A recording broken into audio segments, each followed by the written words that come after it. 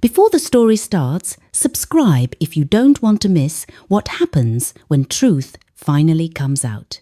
We don't have that kind of money, Nadia. My father didn't even step fully inside my apartment. He stayed in the doorway like my home was contagious, like the oxygen machine humming in my son's room might leak out and stain his shoes. Behind him, my mother clutched her purse with both hands, lips tight, eyes already tired of me before I'd said another word. I stood there with a folder shaking in my hands.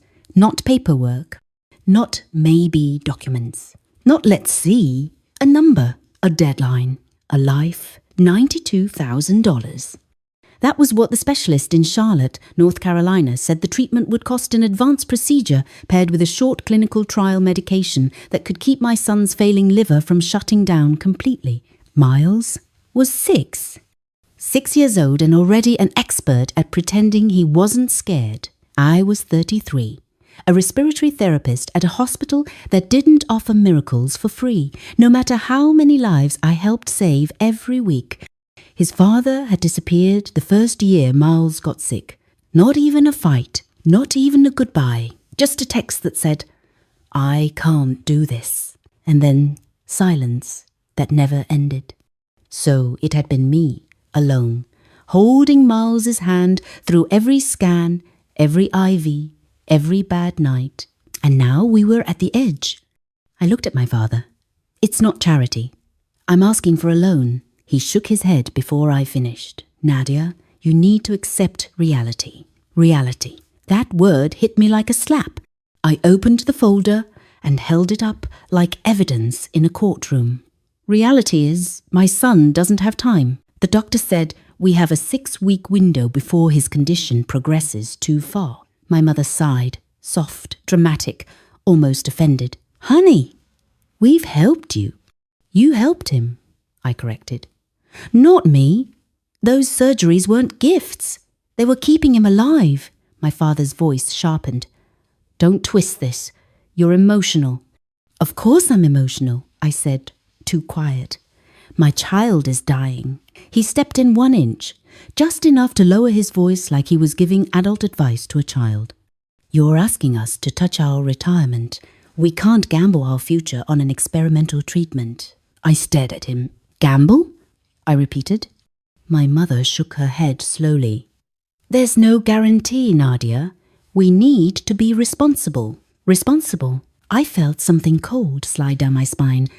The oxygen machine in Miles's room hissed steadily, like it was listening to them. "I'll sign paperwork," I said. "A contract.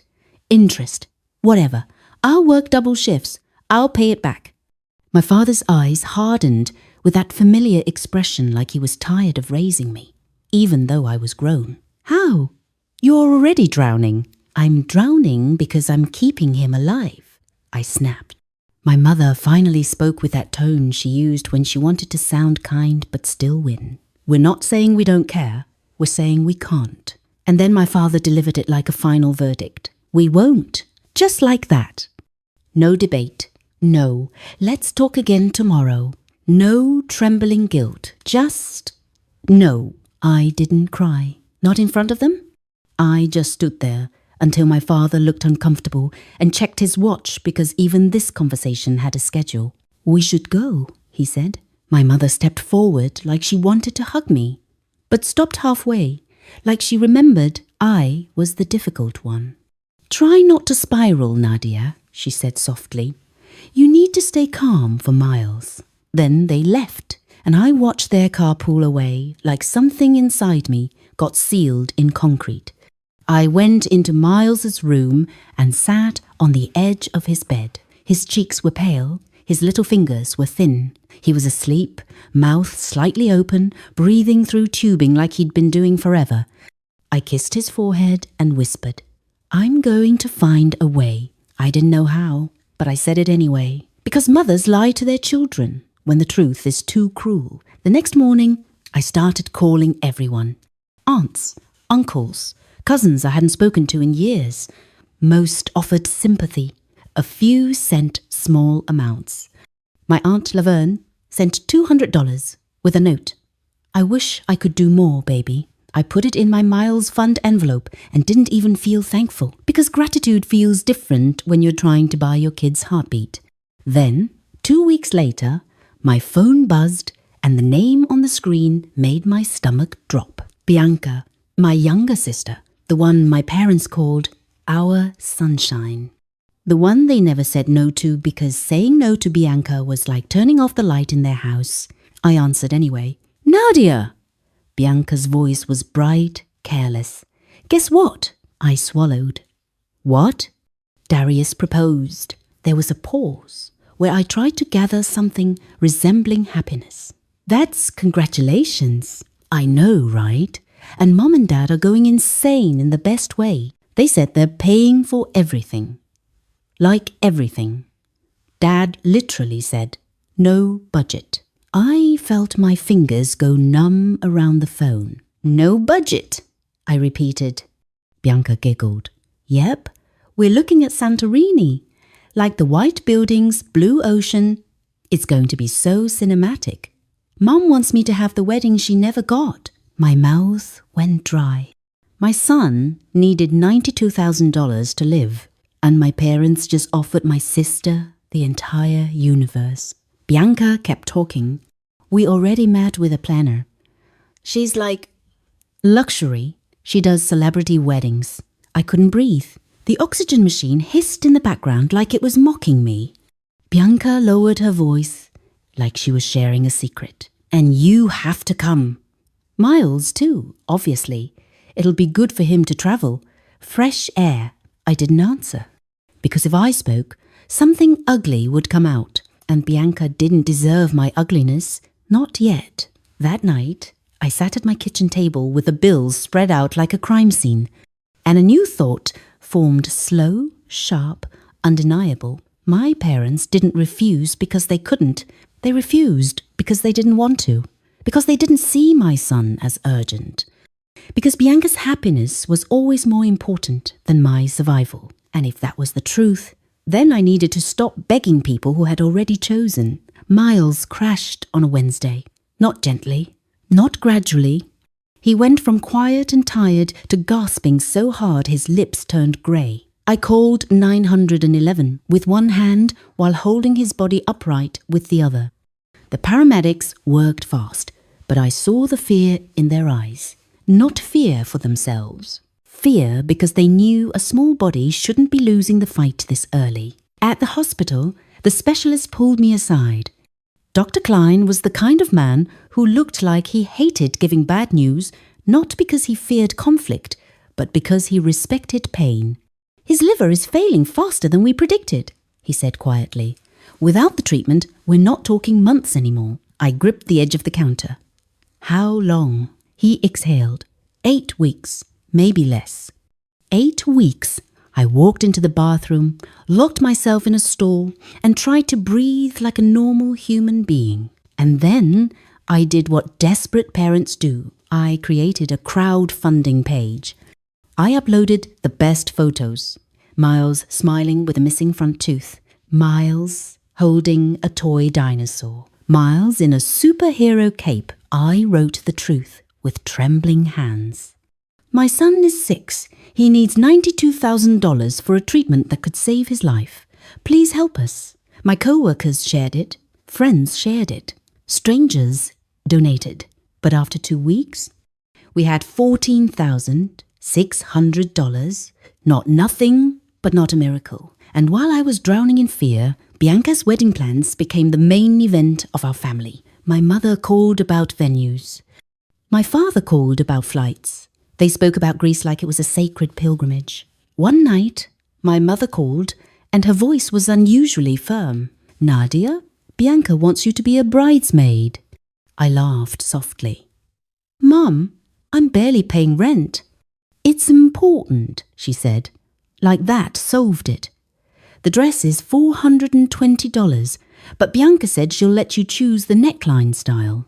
My head started pounding. Mum, I can't. There was a pause. Then the tone changed. That tone where love becomes judgment. You're always talking about money. I stared at the wall. My son is dying. And we understand that, she snapped. But life continues, Nadia. Bianca's wedding is once in a lifetime. My throat went tight. So is my child's life. Silence. Not the soft kind. The offended kind. My mother sighed like I was exhausting her. You've become intense. Always dramatic. Bianca feels like you don't support her. I whispered. I can't afford a dress while I'm trying to buy my child a chance to live. My mother's voice got colder. Maybe, if you managed your life better, you wouldn't always be in crisis. That sentence hit harder than any refusal, because it wasn't just a no, it was blame. Like Miles's illness was my poor budgeting. Like his pain was my character flaw. I hung up. 3 days later, my cousin posted a story on Instagram. A video of Bianca at a bridal appointment, a gown sparkling under warm lights, Bianca crying with joy. Caption: She deserves the world. I stared at it until my eyes burned. A week later, I found out my parents paid $18,000 for Bianca's bachelorette weekend. A wellness villa in Napa, private chef, spa, wine tours. My mother called me afterward, gushing. Bianca was glowing. She said, Your father said it was worth every penny. I didn't even try to hide it. How much was it? Oh, I don't know, she said casually. Maybe 18,000? But she's our girl. My hands shook. I did the math automatically. $18,000 was almost 20% of what could save my son, and they spent it on massages and champagne. I asked, Do you hear yourself? My mother went quiet. Then she said, Nadia, I know you're hurting, but don't poison Bianca's joy. Poison. As if my grief was toxic. As if my son's life was an inconvenience. Then October came. Miles stopped asking about school. He stopped asking about his friends. He stopped planning the future because even he felt the end coming. One night, he looked at me with eyes that were too old for 6 years. Mom, he whispered, am I going to die? I felt my heart crack open. I lied. No, baby. Not if I can help it. He nodded slowly, like he understood the part I didn't say out loud. 3 weeks before Bianca's wedding, Dr. Klein told me the window for treatment was closing. We're past the ideal stage, he said. We can still try, but the odds drop fast. I called my parents again, not for myself, for Miles. My father answered, sounding distracted. We're in the middle of wedding confirmations. Is this urgent? I stared at the hospital hallway. Yes, I said flatly. Miles is dying. There was a pause. Then my mother took the phone. Oh, honey, we're sorry. Do you need us to come? Do you need us to come? As if this was a dentist appointment. Yes, I said. Come. He needs you. They came the next morning. Stayed 12 minutes. My father checked his phone twice. My mother cried a little, but her eyes kept flicking toward the door. We have to go, my father said. The planner needs us. Final walkthrough. I couldn't even speak. I just watched them walk out, like my son was a sad stop on the way to something more important. Bianca didn't come. She texted, thinking of you. 2 days later, Miles died, quietly, in the early morning, his little hand in mine. No dramatic machines, no final speech. Just his breathing slowing, then stopping, like someone turned off a song mid-note. I made a sound I didn't recognize, a raw animal noise. And when the nurse confirmed it, I felt my entire world collapse into a black hole. I called my mother. She answered on the second ring. I said, he's gone. There was a silence. Then she whispered, oh, Nadia. And then her next words destroyed something in me forever. What terrible timing. Timing. My child died, and she was thinking about schedules. The funeral was set for Friday. Bianca's wedding was Sunday. I didn't ask them to postpone, because I already knew.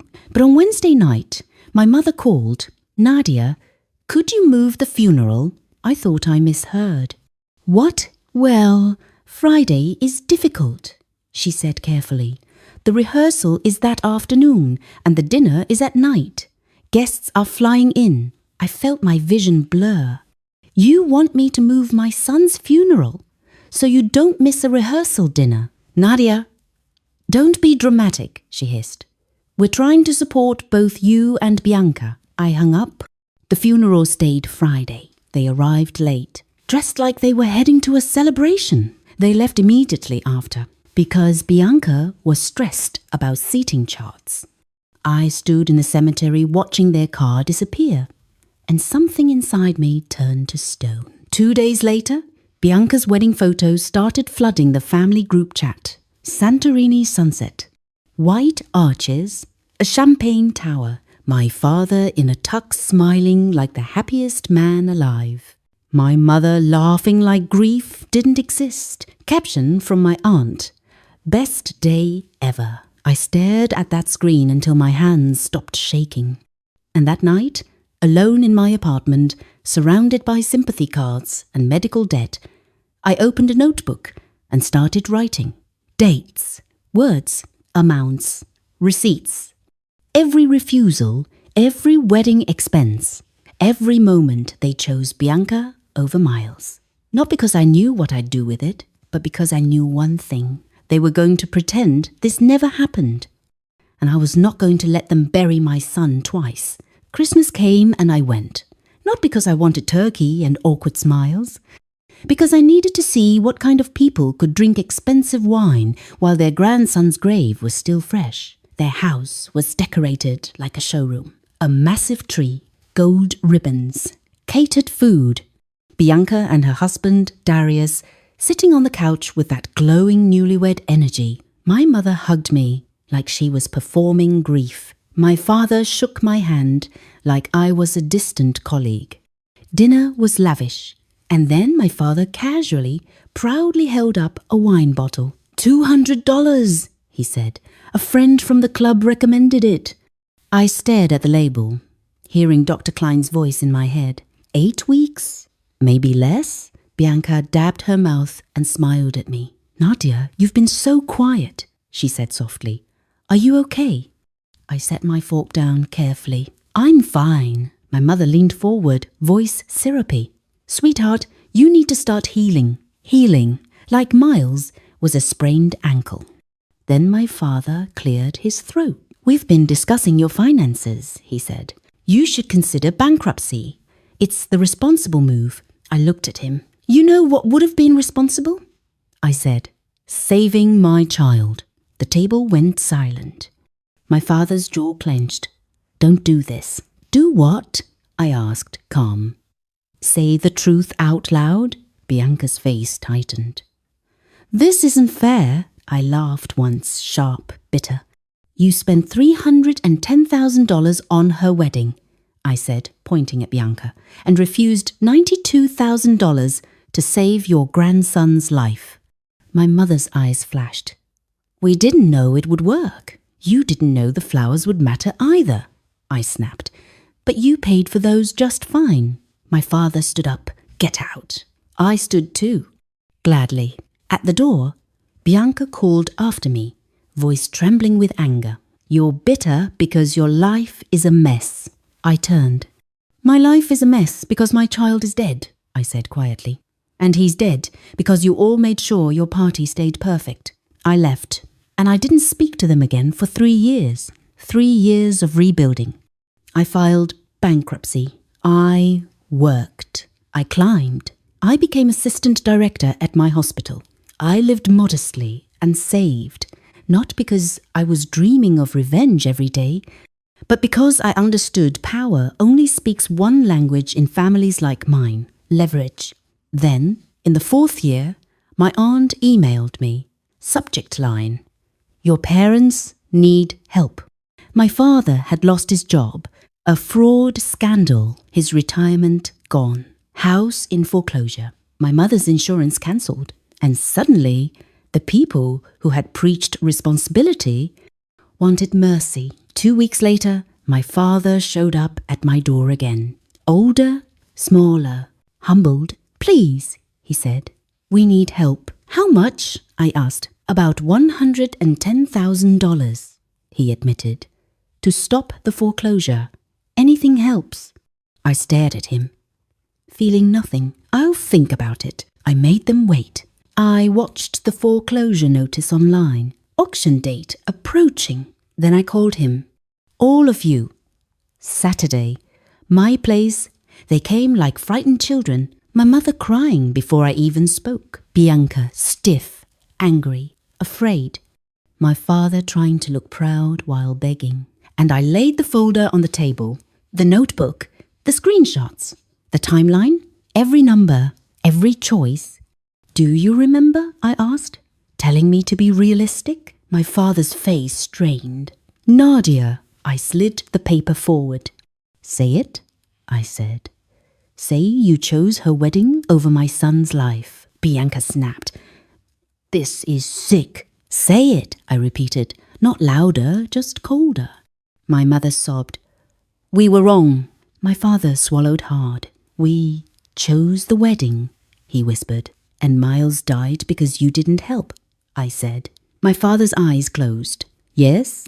I nodded slowly. Then I placed a cashier's check on the table. $110,000. Hope exploded across their faces. Take it, I said. But there are conditions. Anything, my father breathed. I leaned in. First, you sign this statement acknowledging what you did. Not privately, publicly. You will not rewrite history. Bianca's face twisted. You can't. Yes, I said. I can. Second, once you cash this check, you are dead to me. No calls, no birthdays, no we miss you, no pretending. You wanted Bianca? You can keep her. You wanted to erase my son? You can keep that too. I can. My mother choked on a sob. We're your parents. No, I said. You're just people who shared a roof with me once. My father looked at the check like it was oxygen. They signed every line, every admission. And when I handed him the check, I said softly, now you can keep your house. I walked to my laptop, opened my email, and sent the signed statement and timeline to my aunt. Then, because they had spent years living off reputation and social approval, I sent a shorter version to the people they cared about most. Their church group, their club circle, their close friends. Not with rage, with facts, because facts don't scream. They just sit there, heavy, unmovable. When my mother realized what I had done, she called me from the driveway, screaming. But the number was blocked. Bianca pounded on my door, but I didn't answer, because the last sound my son ever made was a breath that didn't come back, and nobody pounded on their door for him. Months later, I heard the aftermath through whispers. Friends stopped inviting them places. Church became awkward. My parents sold their club membership quietly. Bianca moved states. My father got a smaller job. They kept the house. But they lost the only thing they'd protected more fiercely than money. How they looked. And me? I visited Miles's grave on a quiet morning, placed a small dinosaur toy by his headstone and whispered, they can't pretend you didn't exist anymore, because revenge wasn't the point. The point was truth. The point was balance. The point was that if you can spend hundreds of thousands on a wedding, then look me in the eyes and tell me there's no money to save a child, then you don't get to ask that same child's mother for mercy later. You get exactly what you taught me. Boundaries, consequences, and silence. And for the first time in years, I finally felt something close to peace.